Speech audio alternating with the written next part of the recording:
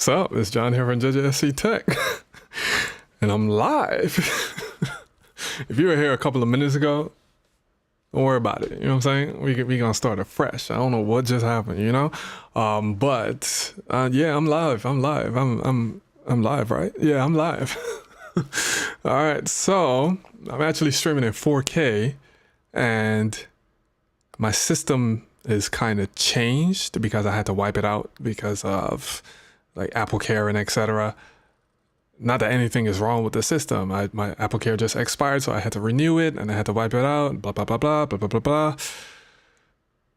That's not the issue. The issue is that I had to update. So I had to update to macOS 14 and then update Ecamm to that. And I don't know if they're playing well with each other.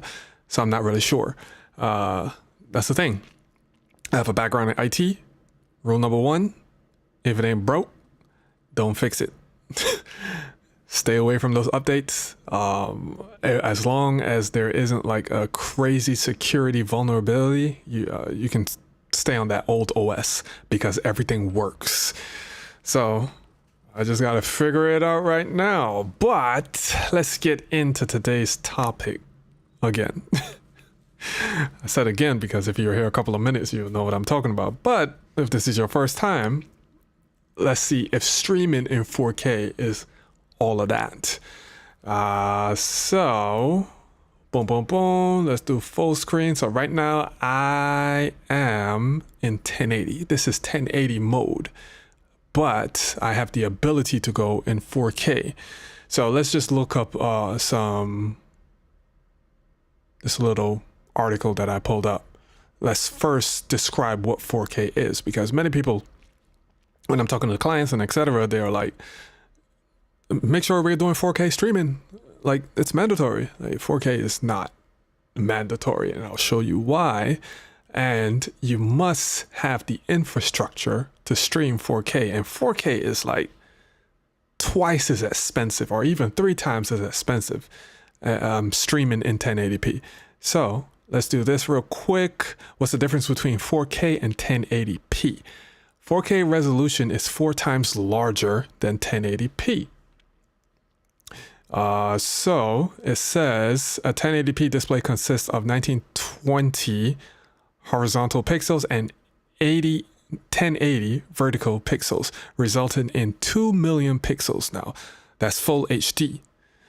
So full HD, also known as 1080p or 1920 by 1080, represents the exact resolution. On the other hand, 4K boasts a resolution of 3840 by 2160, offering over 8 million pixels in the image. So that is 4 times 1080.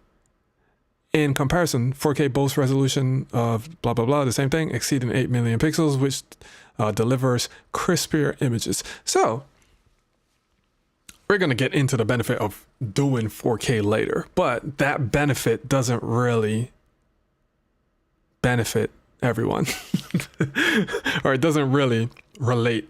A lot of people won't be using this feature to go 4K, but it is crispier and it is sharper. Will your viewers at home tell the difference? We're going to get into that. So let's go to my little diagram. Kaboom. So this is my little diagram thingy. So here you will have something like your laptop. Let's say most people stream with a laptop. Some people stream with a Mac Mini, Mac Studio. But if you are on the go and mobile, then you'll be using a laptop a lot of the times. So if you're using like an M1, M2, M3, M4, you have 4 USB ports. Hopefully you're not using a MacBook Air to stream, because you're walking on the edge right there. You're like living on the dangerous side. But let's say you have a MacBook Pro that has 4 Thunderbolt 3 ports. So the first thing you need to do in order to go stream 4K is a 4K capture card. So some people use something like this, which is the Elgato Camlink. I hate these things. I hate these things. It's not that they're bad, it's that they're unreliable. So you're using something like a USB type A connector, not USB-C, and it uses a HDMI, and it does 4K. It does 4K 30 and 1080p 60 frames per second. So the issue with this is if you need to use multiple cameras, you're going to have to get multiple of these things. And I've had plenty of these things die on me. Brand new, never used, use them a couple of times and they just stop working. That's because 4K is 4 times the pixels of 1080p. So that means it needs way more processing power in order to push all of those pixels continuously because streaming is continuous. So you're not just recording, you're streaming. So these things, definitely not.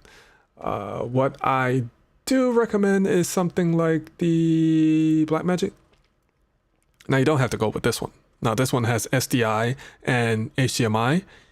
I prefer SDI because SDI is a better protocol and you can run an SDI cable more a longer distance than an HDMI cable. And it has the BNC locking feature, which is just great. So no one can easily yank out your cable. There also is an HDMI version of this. Boom. Let's just do duck link. So there's this one that you just have one SDI port and an HDMI, but this is 4K 10-bit processing, which is good. Yeah, it's 4K.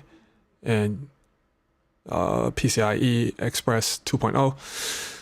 There is this one, which has 4 HDMIs. So as you see, look at the price. It's $545. So it's 5 times the price as the Camlink. I mean, you get 4 more extra ports. So it's kind of the same amount of money. But the thing is, this has a fan.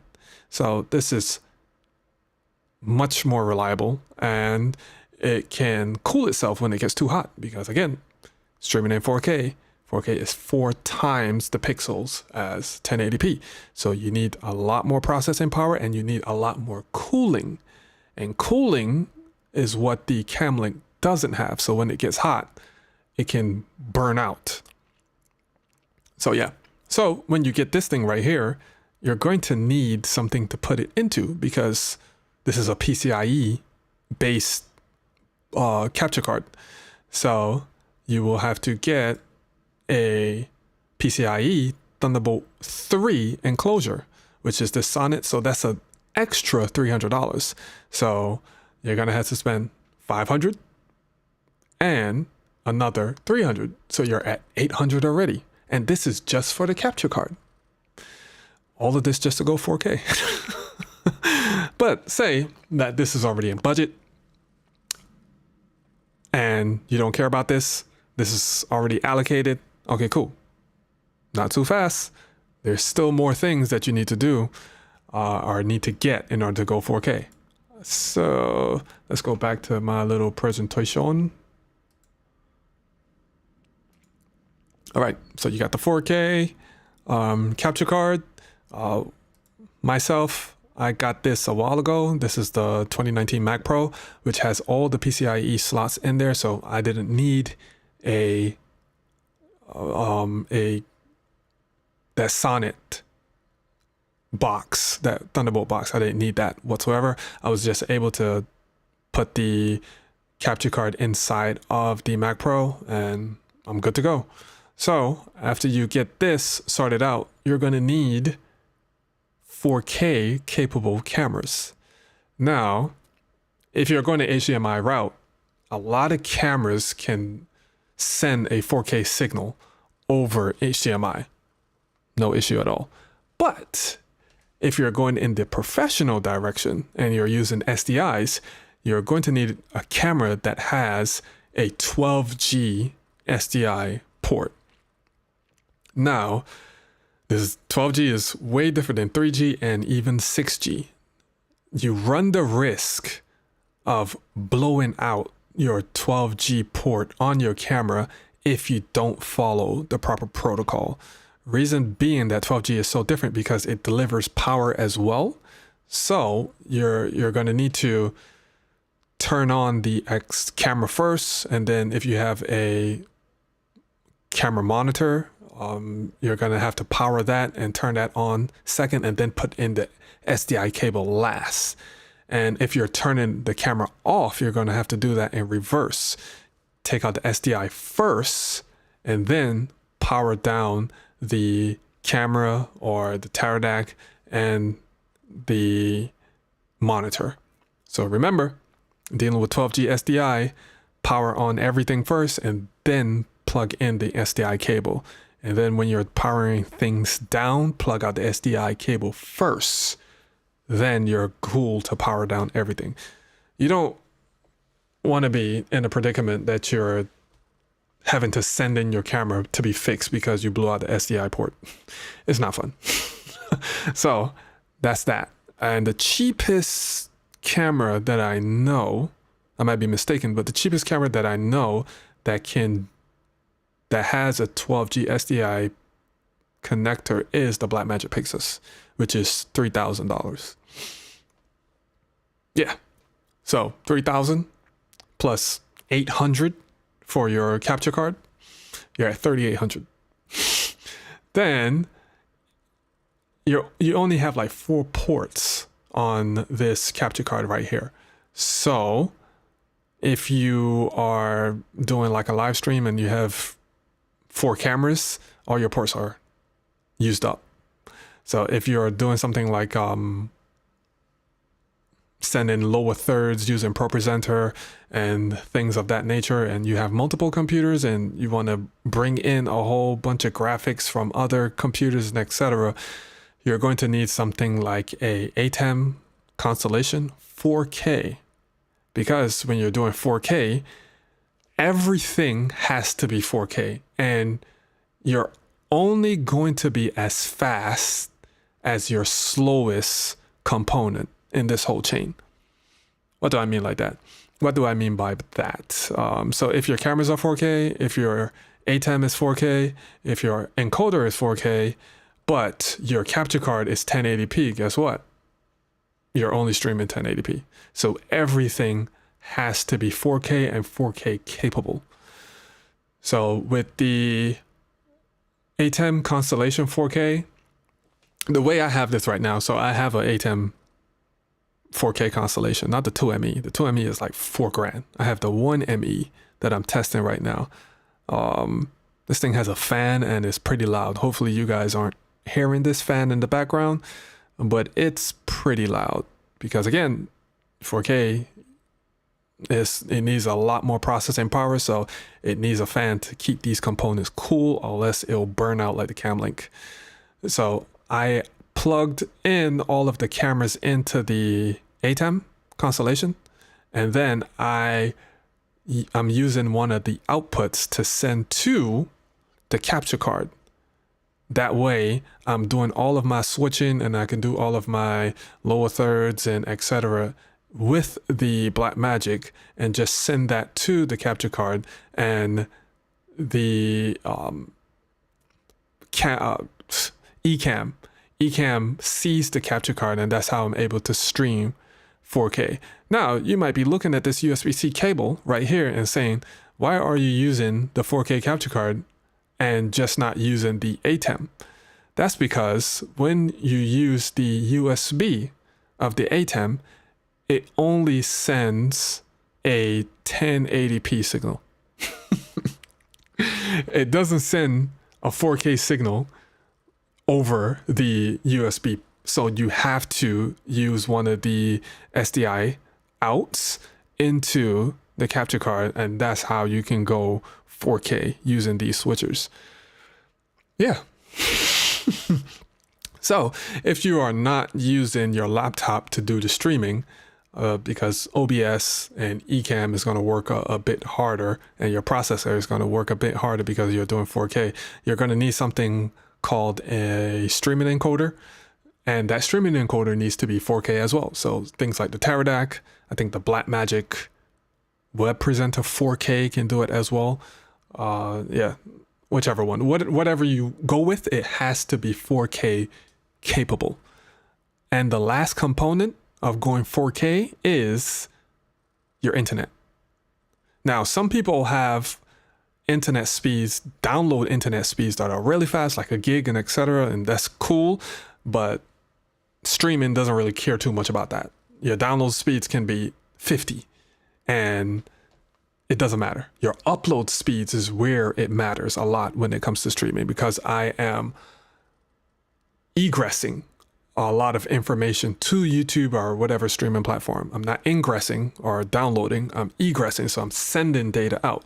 So with 4K, the minimum 4K, which is 4K 24 frames per second, which is what I'm streaming at, you need at least 12.3 megabits per second upload speeds. Now, if that's all you have, you should not be streaming 4K, because if you're streaming 4K and someone goes on the internet and watch YouTube, your whole stream will come down. So make sure you're able to do at least 50 up, at least bare minimum. I would prefer 100 up. Nah, I'm bugging. Me personally, I'll at least do like 200 up. Make sure I can do 200 up. So that way, if I'm streaming and someone else wants to do a Zoom call and etc., it won't really affect my stream. Now, remember, that's only if you're doing 4K 24 frames per second. Now, if you're doing 4K 30, 4K 60, my lord, you're going to need a whole lot of upload bandwidth. Plus, if you're streaming to multiple destinations at the same time, yeah, your minimum is going to have to be 150 upload. Minimum. So yeah, all those things are to be considered when you're trying to stream in 4K. So if you don't have at least one of those components, you're going to be doing 1080p, because you're only as fast as your slowest component. So let's see if you can actually see the difference between 1080 and 4K. Kaboom. So, dang, my debt link, it went out. Streaming in is